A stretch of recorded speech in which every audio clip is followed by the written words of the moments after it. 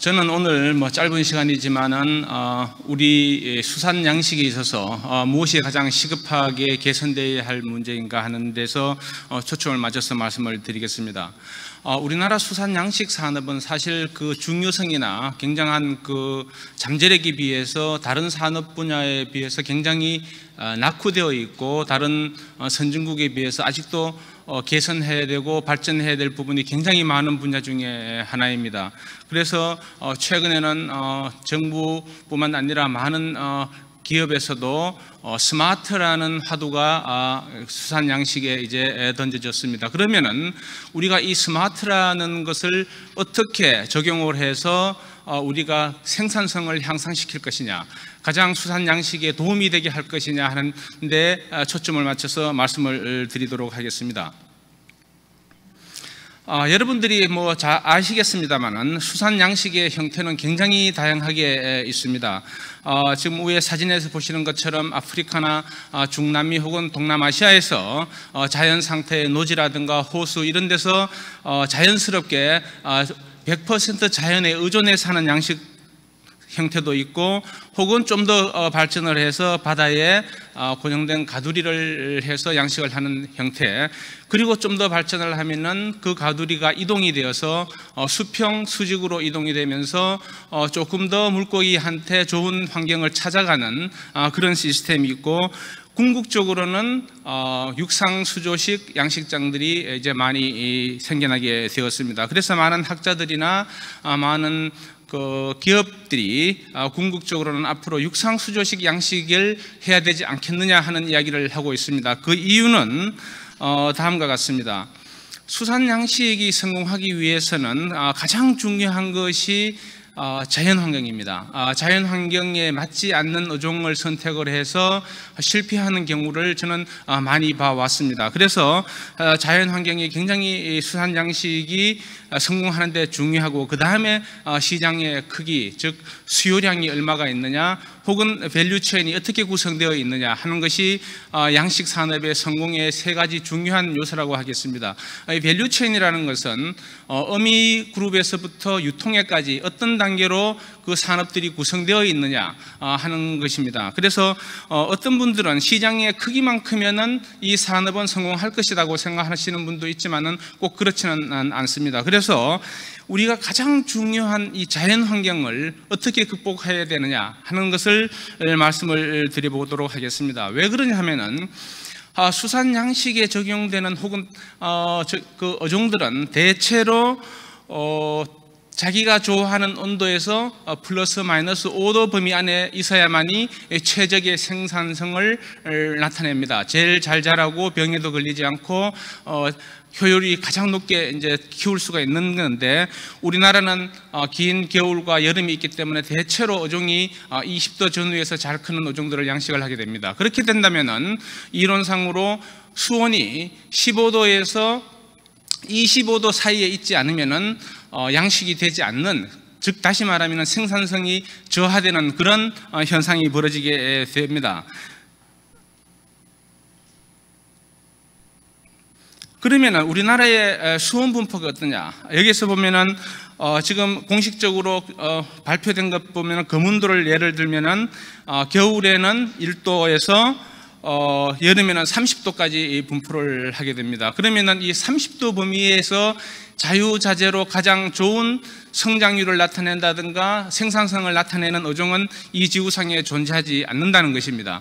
그렇다면은 우리나라의 수온을만 보고 본다면은 양식을 할 수 없는 조건에 해당됩니다. 그리고 어획고는 그 갇혀 있지 않는 자연산 고기들은 자기들이 좋아하는 온도를 따라서 쉼없이 움직이기 때문에 금년에는 A 어종이 많이 잡혔다가 내년에는 B 어종이 많이 잡힌다든지 계속 어획고에 변동이 있게 되는 것은 아주 자연스러운 현상이라고 볼 수가 있겠습니다.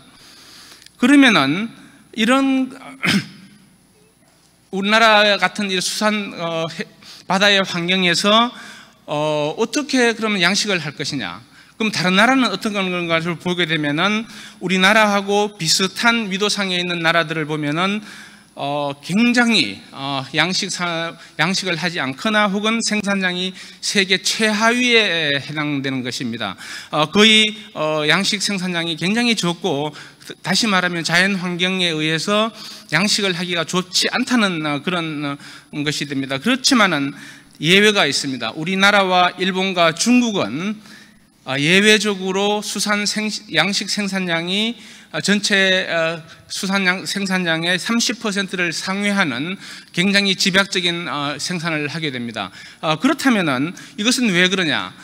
보면은 우리나라나 일본이나 대만은 세계에서 가장 많이 수산물을 소비하는 나라 중에 하나입니다. 그렇다면은 시장이 워낙 좋기 때문에 어떤 것을 생산을 하고 값이 비싸더라도 잘 팔린다 하는 조건이 여기에는 있습니다. 그렇기 때문에 우리나라에서는 그 악조건에도 불구하고 지금까지 수산 양식업이 유지가 되어 오고 비싼 물고기도 팔리고 하는 그런 좋은 조건, 즉 다시 말하면 수산 양식에 굉장히 좋은 토대를 갖고 있다, 이렇게 볼 수가 있는 것입니다.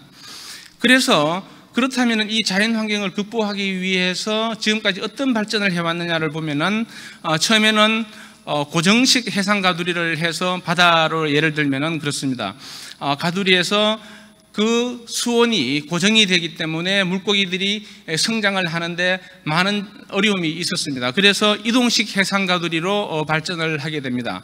그래서 수직으로 이동을 하든지 수평으로 이동하든지 이런 것들을 많이 이제 개발을 해서 시설을 하고 생산을 했습니다. 그런데 이것도 또한 지금까지 들려오는 굉장히 성공 스토리는 없다는 것입니다. 왜 그러냐 하면은 그 바다에서 수온이라고 하는 가장 큰 자연 환경을 극복하는 데는 한계가 있다. 아무리 좋은 가두리를 만든다 하더라도 그 수온의 어려움을 극복하는 데는 한계가 있다 하는 것입니다. 그래서 다시 말하면은 스마트화를 한다고 하더라도 약간의 지엽적인 사료를 자동으로 준다든지 물고기를 관리를 한다든지 수확을 한다든지 하는데 적용이 되는 것이고, 가장 근본적으로 우리가 해결해야 될 수온을 극복하는 데는 이 가두리 자체가 어느 정도 문제가 있지 않느냐, 다시 말하면 한계가 있지 않느냐 하는 생각을 하게 됩니다. 그래서 많은 기업들이 가두리에서 육지, 즉 다시 말하면 육장 수조식 양식장으로 이제 진출을 하게 됩니다. 노르웨이의 예를 들면은 노르웨이의 연어가 1년에 약 150만 톤 정도 생산이 되는데 100% 가두리에서 생산을 했습니다. 그런데 살몬 이볼루션이라는 신생기업은 지금 2023년까지 3만 톤을 육상에서 연어를 생산하겠다고 육상 양식장을 건설을 하고 있습니다. 그리고 살모팜스라는 회사도 약 5,200만 유로를 들여서 육상에 대규모 양식장을 건설을 하고 있습니다. 이것은 이 두 회사뿐만 아니고 노르웨이의 다른 여러 큰 기업들도 점차적으로 육상으로 이제 양식장을 옮겨가는 그런 계획을 갖고 있는 걸로 알고 있습니다. 그렇다면은 가두리에서는 이제 점점 육상 양식장으로 올라오는데, 그럼 육상 양식장에서는 어떠한 스마트화가 우리의 생산성을 보장을 해줄 것이냐 하는 것을 생각해 보게 됩니다. 저희들의 회사에서 지금 현재 보이는 이것이 실질적인 그 지역의 조감도인데, 여기서는 우리는 육상에서 완전 순환여과로 스마트 양식장을 건설 중에 있습니다. 여기서 보면은 일반 양식장에 약 1,500평의 수면적을 갖고 있다면은 1분에 1,000톤 정도 물을 취수를 하게 됩니다. 그래서 쓰고 바다로 다시 이제 버리게 되는데, 저희들은 하루에 400톤 정도밖에 새물을 취수하지 않습니다. 그랬을 경우에 우리는 세계 처음으로, 우리나라에서도 그렇고 세계적으로 처음으로 바다에서 취수하는 순간에 이미 자동화 시설로 인해서 물을 필터링을 한다든가 처리를 해서 취수를 하게 됩니다. 그래서 이것은 양식장에는 처음 시도되는 기술인데, 그렇게 함으로 인해서 적조나 여러 가지 부유물 혹은 폐류알 이런 것들은 파이프를 막히게 한다든지 여러 가지 문제를 일으키는 이런 것들이 이미 바다에서 제거가 돼서 육지로 이제 취수가 된다 하는 이런 신기술을 적용을 하게 되겠습니다. 그리고 그 양식장 내부에 들어가면은 굉장히 집약적으로 양식을 하기 때문에 모든 시설들이 자동화되어 있습니다. 다시 말하면 스마트화가 되어 있습니다. 양식장을 수조를 청소를 한다든지 사료를 공급한다든지 선별을 한다든지 출하를 한다든지 모든 것들이 원스톱 자동화 시스템 스마트화가 되어서 모든 시스템이 관리자한테 알람으로 옮겨지는 그런 시스템으로 지금 저희들이 건설을 하고 있습니다. 그래서 상층에서부터 선별을 하는 것도 자동화 시스템으로 사람이 손을 거치지 아니하고 자동으로 아래층으로 선별이 되고 다시 출하되는 그런 과정을 거치게 되겠습니다.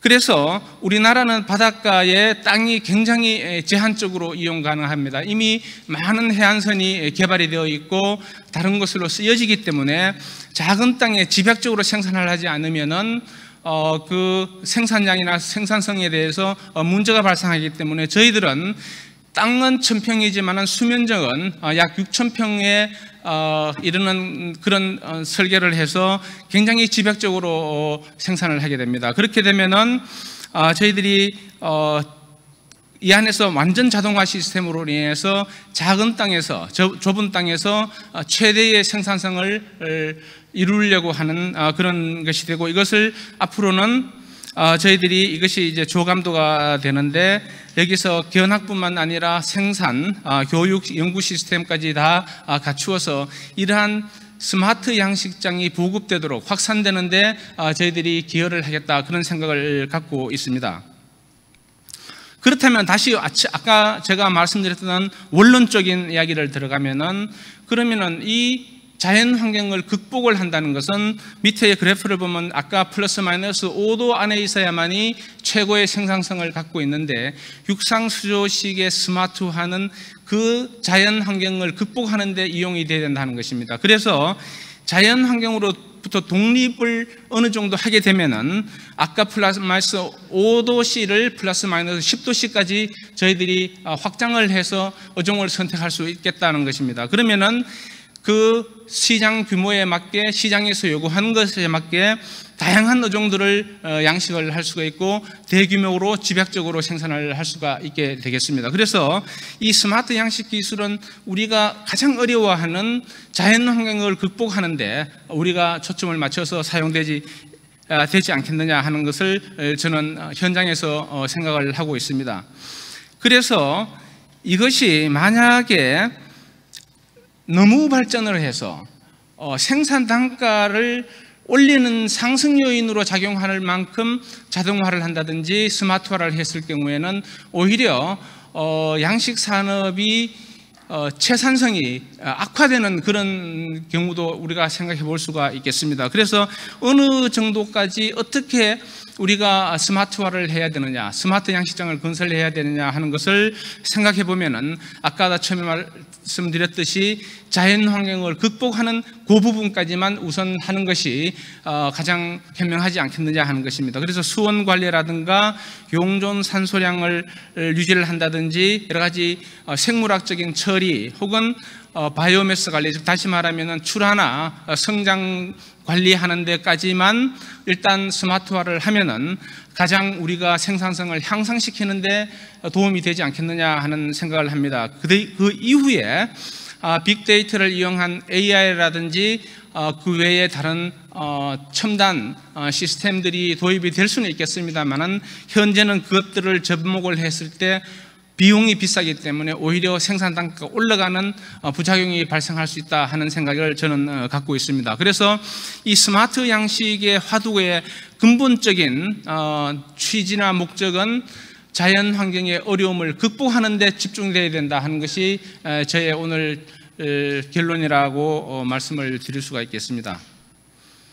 감사합니다.